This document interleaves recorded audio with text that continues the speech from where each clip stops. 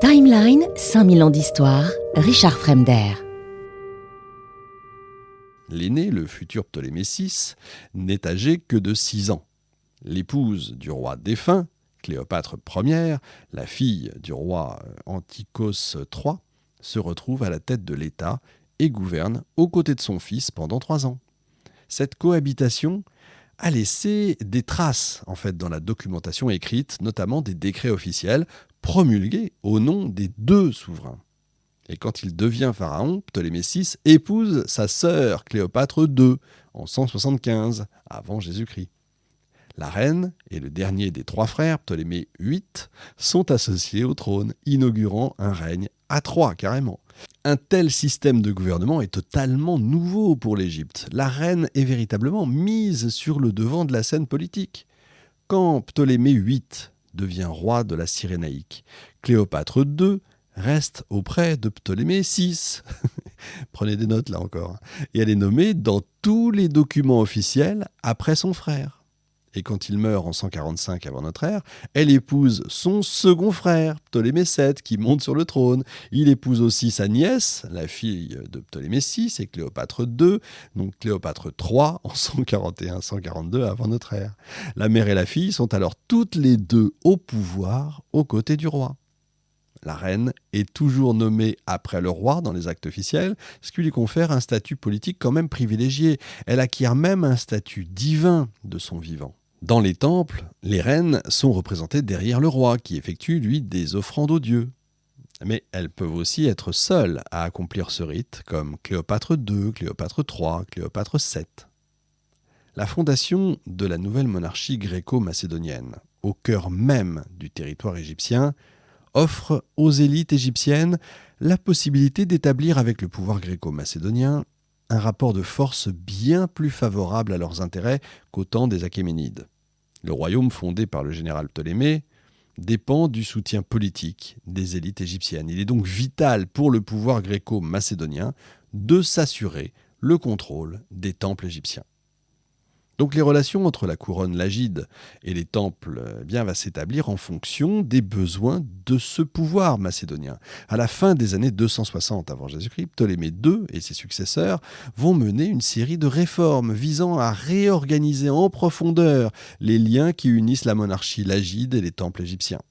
Pausanias rappelle, je cite, que les rois d'Égypte aimaient beaucoup qu'on les appelât macédoniens comme ils l'étaient effectivement.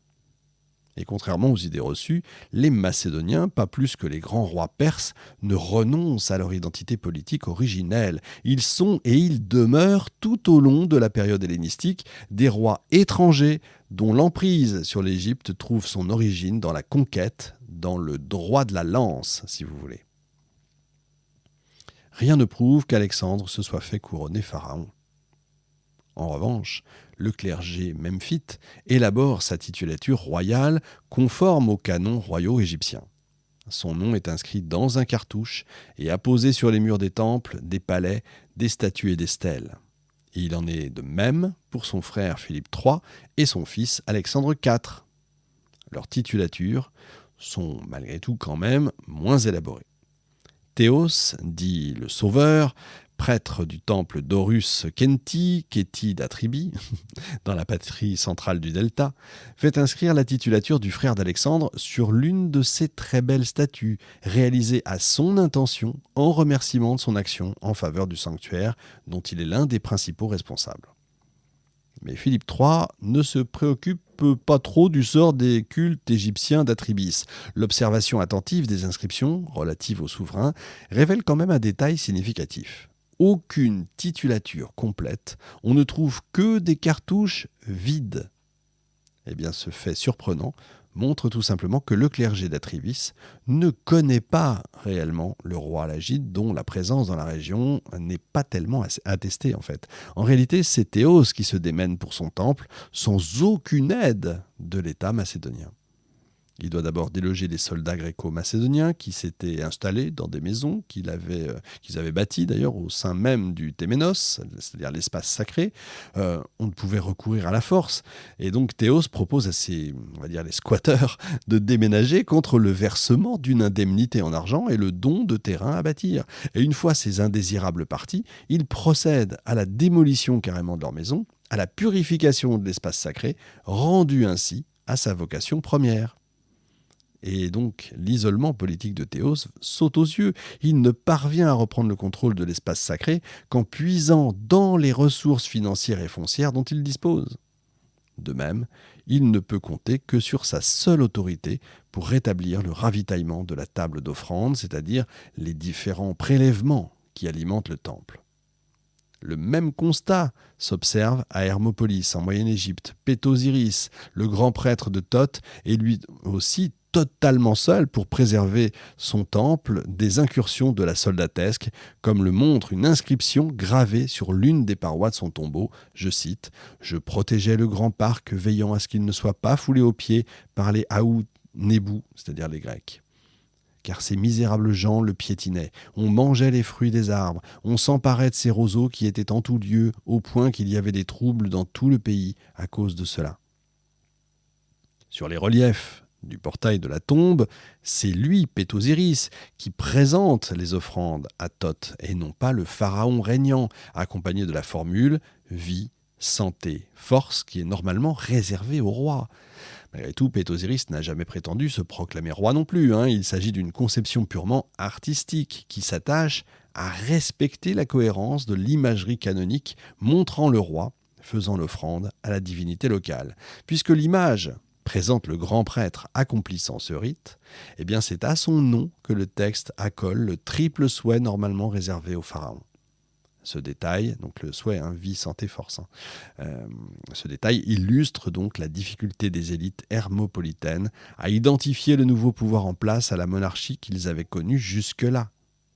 Cette difficulté a malgré tout un caractère purement local. Les prêtres de Thèbes et d'autres centres religieux égyptiens n'ont aucun inconvénient à faire figurer Philippe III Éridée et Alexandre IV accomplissant les rites dédiés aux divinités égyptiennes. Quand on fait un peu un effort, si vous voulez. Depuis la nomination perse et la période d'indépendance, les prêtres égyptiens ont quand même pris l'habitude de composer avec l'absence des maîtres étrangers de l'Égypte pour l'accomplissement des devoirs religieux. La période hellénistique est marquée, elle, par une reprise active des activités architecturales dans les temples. Malgré tout, il ne s'agit que de petits chantiers répartis sur un grand nombre de sites. En réalité, ce sont les prêtres qui effectuent à leurs frais des travaux de rénovation et d'embellissement qui n'engagent pas de lourdes dépenses et n'impliquent pas d'investissement important de la part de la couronne. Il s'agit surtout d'entretenir des bâtiments vieillissants. Aucune innovation majeure, si vous voulez, n'est décidée dans le culte lors de ces opérations. La couronne se contente d'ouvrir des carrières de pierre qui demeurent sous son contrôle pour fournir le matériau nécessaire à ses travaux. L'isolement politique des prêtres indique que jusqu'au règne de Ptolémée II, la gestion des institutions religieuses égyptiennes reste le cadet des soucis de la monarchie gréco-macédonienne naissante. Il ne prend pas la peine de définir de politique générale à l'égard des élites égyptiennes et des institutions auxquelles elles appartiennent. En retour, les prêtres semblent avoir du mal à considérer les nouveaux maîtres de l'Égypte comme des pharaons à part entière, à l'exception bien sûr d'Alexandre. Donc l'ère ptolémaïque est considérée comme l'une des plus prolifiques, malgré tout, en matière de construction. Dans la lignée des pharaons, les souverains grecs appliquent la règle selon laquelle le bâti doit surpasser celui des prédécesseurs, donnant naissance à des temples de taille colossale. Les projets de construction répondent à des besoins spécifiques, aussi bien du roi que du clergé. Ils sont aussi un moyen efficace de favoriser la classe des prêtres, sur laquelle le roi fonde en partie son pouvoir. Les rois soutiennent donc une vraie politique architecturale qui devient l'expression de l'idéologie du règne. Ils reconstruisent ou agrandissent des sanctuaires bâtis par leurs prédécesseurs dans le but d'affirmer leur légitimité au trône en s'inscrivant dans la lignée pharaonique.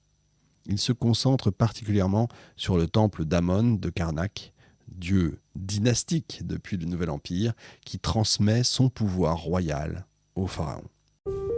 Timeline, 5000 ans d'histoire, Richard Fremder.